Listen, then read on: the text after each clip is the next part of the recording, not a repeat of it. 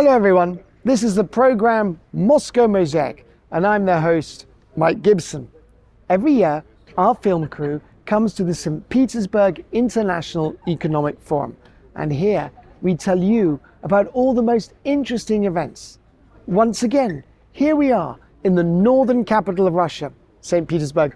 In our new episode, we will tell you all about this hugely important, large business event. So stay tuned. This is going to be interesting. On today's program, the Moscow government delegation at SPIEF 2026. On the sidelines of the forum, we held a great many meetings with representatives of various business communities. The famous Chinese hall has been restored at the Tsarskoye Selo State Museum-Reserve. When it comes to restoration, we are second to none. We are the best.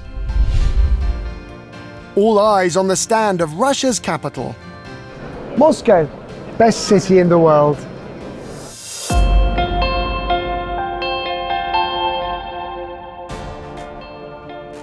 The St. Petersburg International Economic Forum takes place every June at the Expo Forum Convention and Exhibition Center. In 2026, the event welcomed participants for the 29th time. So here we are at the Expo Forum Convention and Exhibition Center. This building can accommodate up to 30,000 visitors at the same time. If you need to quickly go from one pavilion to another, you can use these special electric vehicles.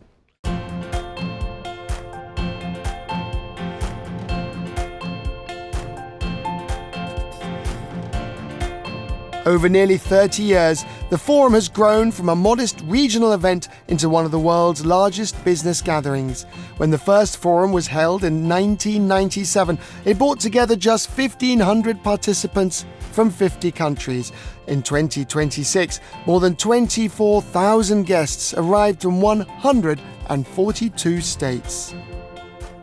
The Federation Council, together with the St. Petersburg city authorities, co-founded this International Economic Forum in St. Petersburg. We used to hold it at the Tauride Palace. It was modest, but those were our first steps, and it's gratifying to see what level this forum has now reached. It truly has become an international forum.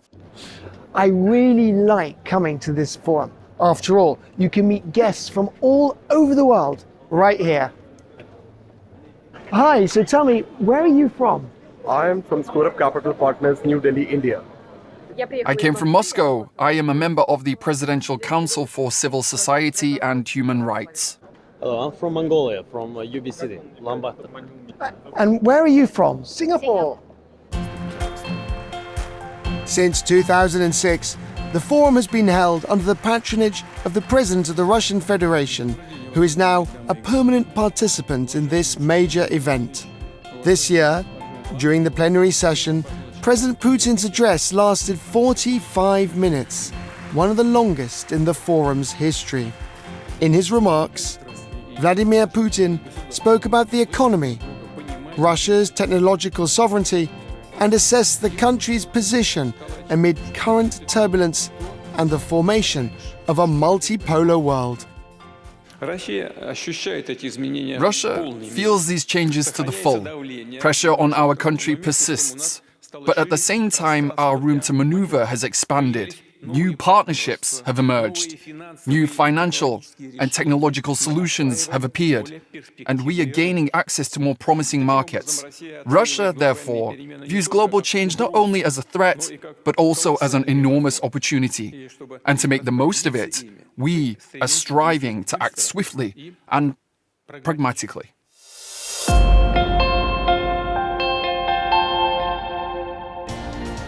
The St. Petersburg International Economic Forum has long since ceased to be a single-venue event. This large-scale gathering now spans dozens of locations across St. Petersburg. We've arrived at Tsarskoye Selo State Museum-Reserve. This is a unique monument of world architecture and a true pride of Russia. And today, interesting discoveries await us here. Against a backdrop of historic interiors, representatives of governments, business and the creative professions gathered to discuss the future of the creative economy. The development of the creative industries is one of the most important tasks in the Russian Federation. How to develop and support this important sector is being discussed here today at the very highest level.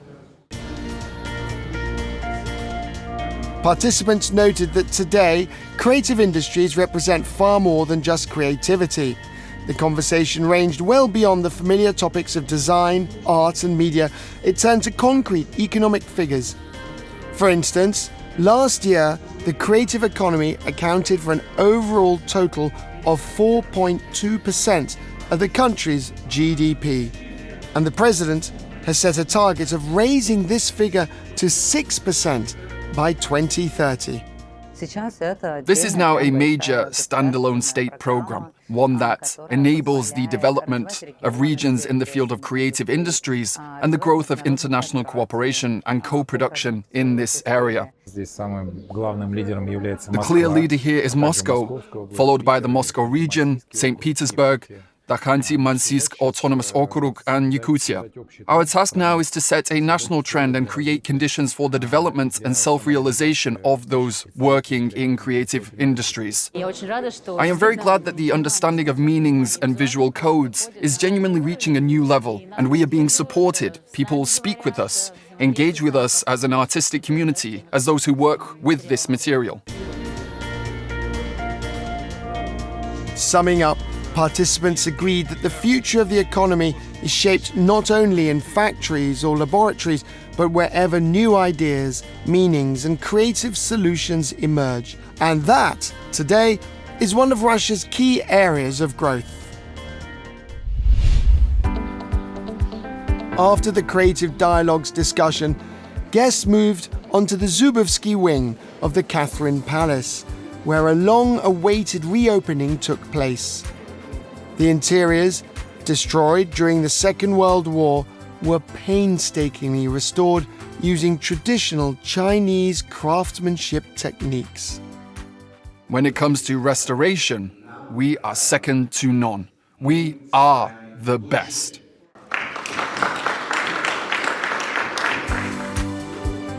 Everything here is now exactly as it was in the time of the Empress. The Chinese hall is lit by massive bronze chandeliers, the floor is laid with oak parquet, and the 9-meter walls are adorned with 155 lacquered panels. The main Chinese hall is the largest of the restored halls in the Zubovsky wing. Just look at this incredible splendor.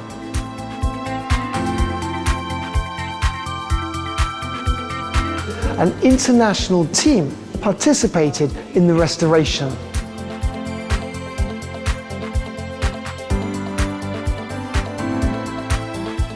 For example, these panels were made by Chinese craftsmen, while the frame was done by Russian restorers.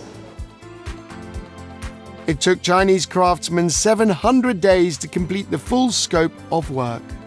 The lacquered panels were commissioned from the Chinese company Xingxingqi, which translates from Chinese as dancing lion. A sample was provided from the Chinese theatre, and the panels we see today were recreated based on that original. The historic interior of the Chinese hall inspired St. Petersburg fashion designer Stas Lopatin to create a new collection. In his work, the designer reinterpreted the chinoiserie style, a French term meaning Chineseness. Particular attention was paid to embroidery.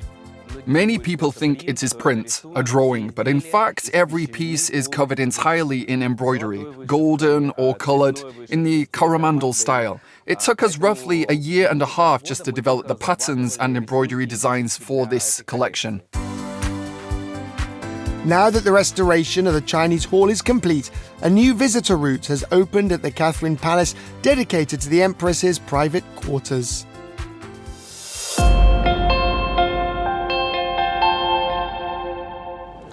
Pragmatic dialogue, the way to a stable future. This is the theme of the 2026 Economic Forum. Today's St. Petersburg Forum is about far more than economics. It also encompasses politics and new technologies. This year's edition was an especially rich one. As is customary, the delegation of the Department for External Economic and International Relations of Moscow, headed by Minister of the Government of Moscow Sergei Cheromin, took part in a series of key roundtables and forum discussions. On the sidelines of the forum, we held a great many meetings with representatives of various business communities, with German companies, with representatives of French business, also with a number of Italian companies, and of course, we discussed cooperation with countries of the Middle East. In 2026, more than 1,000 agreements were signed at the forum. Among them, the Moscow government and the governments of South Ossetia agreed on cooperation for the next 3 years, building an already extensive track record of working together. This republic has received special attention from the Moscow government since the events of 2008. I can say a Moscow neighborhood was built there as housing destroyed by the war was restored, and we continue to support South Ossetia's educational institutions and naturally do a great deal to develop humanitarian ties. So for us, this agreement is one element of strengthening cross-border cooperation.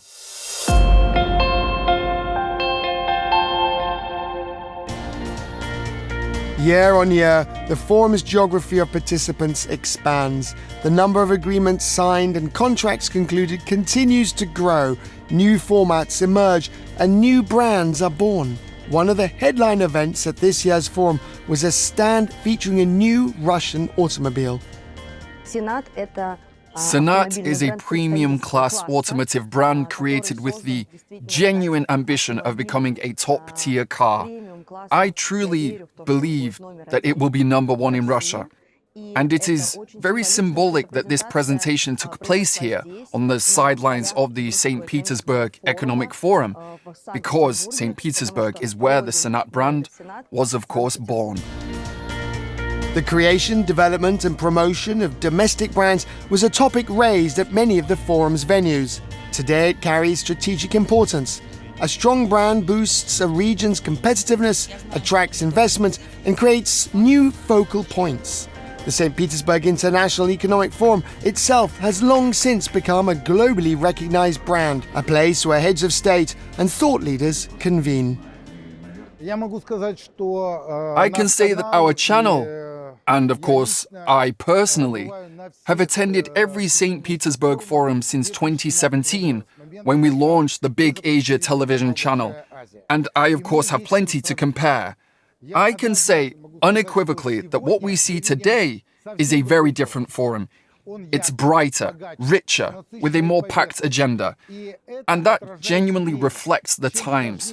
The harder the times, the more one must invest in promoting and presenting our country. The St. Petersburg International Economic Forum is Russia's largest platform where regions of the federations showcase their achievements and quietly compete for the most impressive stands.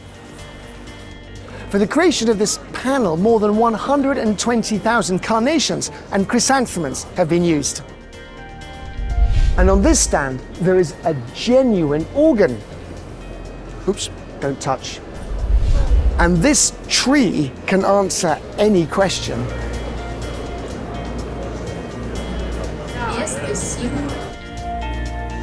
Despite the variety of stands and their creative solutions, one exhibition drew everyone's attention at the forum, the stand of Russia's capital. Moscow, best city in the world. The slogan, "Moscow is the best city in the world," became both the name and the central idea of the vast two-story exhibition. Our program bears the same name in its Russian version, and we find this especially gratifying. After all, for 9 years, we have proudly been telling you all about the achievements of Russia's capital. The Moscow government stand is one of the largest and most technologically advanced at the exhibition. Here you can see the future of the Russian capital. The Moscow stand was the most visited throughout the entire exhibition. Delivery robots handed out water and fortune cookies. One particularly popular attraction was a lift from Russia's leading elevator manufacturer, transformed for the duration of the forum into a real time machine. We can press a button and travel to a location either in the future or present. For example, you can view the Moscow shipyard exhibition. Guests also get a look at the newly renovated Leningradsky railway station, live footage from Moscow. One of the most popular zones at the Moscow stand was dedicated to urban development. It showcased the city's largest projects, both current and planned. Visitors could also learn everything about the construction of the Moscow metro. This year, the capital's exhibition turned out to be as sweeping and contemporary as the city itself. Once again, it demonstrated just how much has been done for Muscovites in recent years and how much more is yet to come.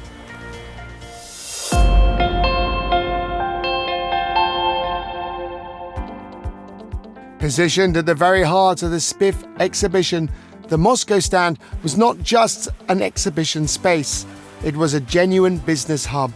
Contracts were signed here, new projects were born, and important topics were discussed. For instance, an agreement was signed at the Moscow stand between the Business Council for Cooperation with India and the Financial University under the government of the Russian Federation.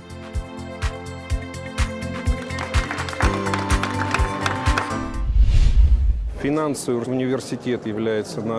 Financial University is our partner, and we, as the Business Council for Cooperation with India, have signed an agreement with this university, well known as a place where a large number of international students study. And of course, the Financial University is keen to develop its ties with Indian partners. So I truly think that we will be working together very actively in this area. We are deepening cooperation with leading Indian universities.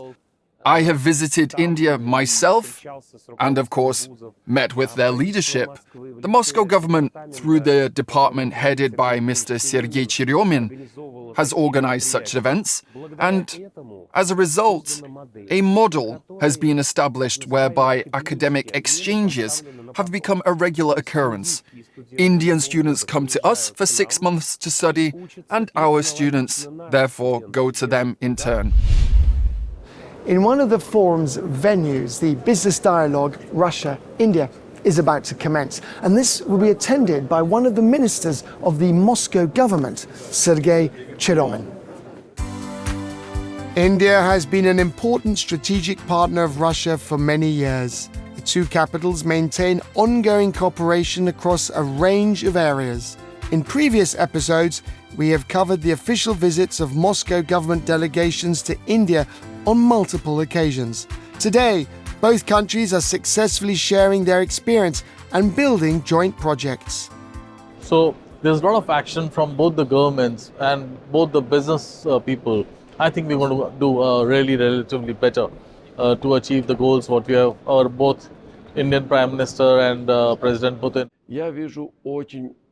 I see a very positive and very conducive business climate in Russia right now, which is why I, of course, suggested today that my Indian colleagues come here with their technologies and manufacture their products together with us.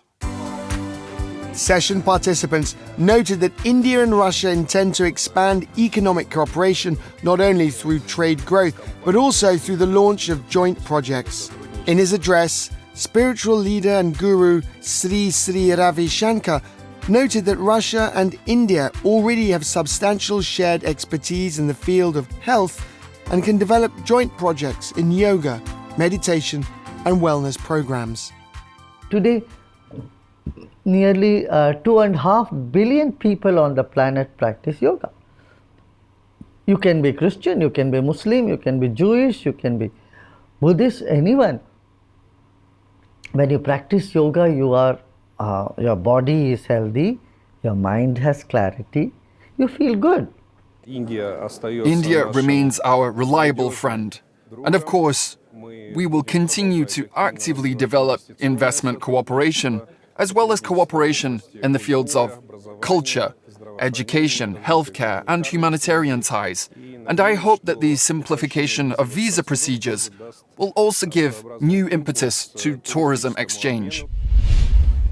Cooperation between Moscow and Thailand is very active today and covers many areas, including economics, logistics, technology, tourism, and culture.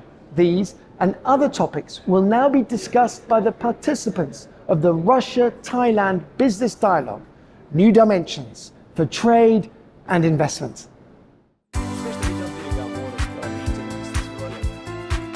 Session participants discussed joint business projects and new areas of cooperation between Moscow and Bangkok. The first agreement between the two capitals was concluded back in 1997, and in 2023, the parties signed an updated program. You have to be pragmatic. You cannot just go to Thailand and looking for a business deal in a day or a week or even a month. But I encourage all of us to do some friendships and try to bring about the long-term partnership between the two companies, the two business persons, and eventually between the two countries.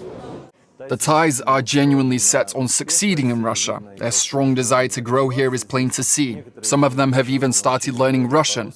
And I think the number of such companies and individuals will only grow.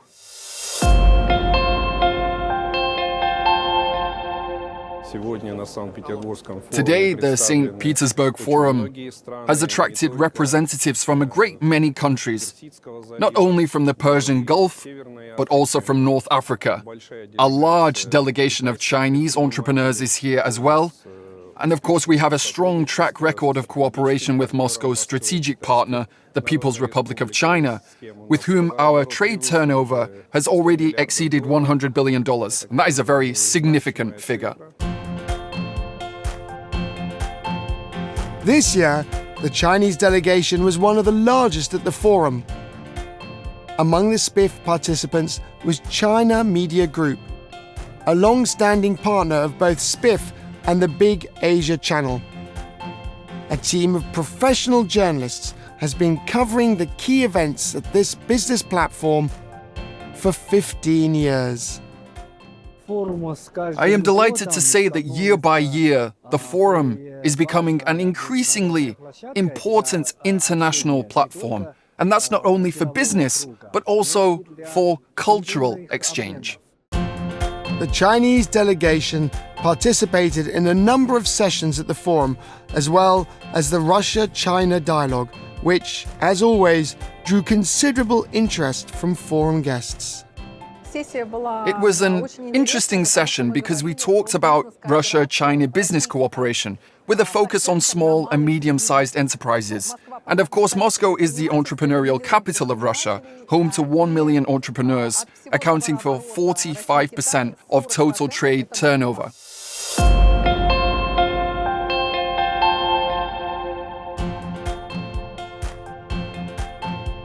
In 2026, more than 370 events were held on the SPIEF platforms. More than 1,000 agreements were signed. Journalists from many countries, including our channel, worked without pause to bring you all the key events of the forum. But fitting an account of that many events into 26 minutes, the exact length of our program, is simply impossible. So, Big Asia will certainly be returning to the story of the forum in other programs. Stay tuned. The northern capital of Russia has pleasantly surprised us once again. These have been eventful days in St. Petersburg. Together with you, we were able to see all the most interesting things here at the St. Petersburg International Economic Forum. I'm Mike Gibson, and this was the program Moscow MOSAIC. See you next time. Bye.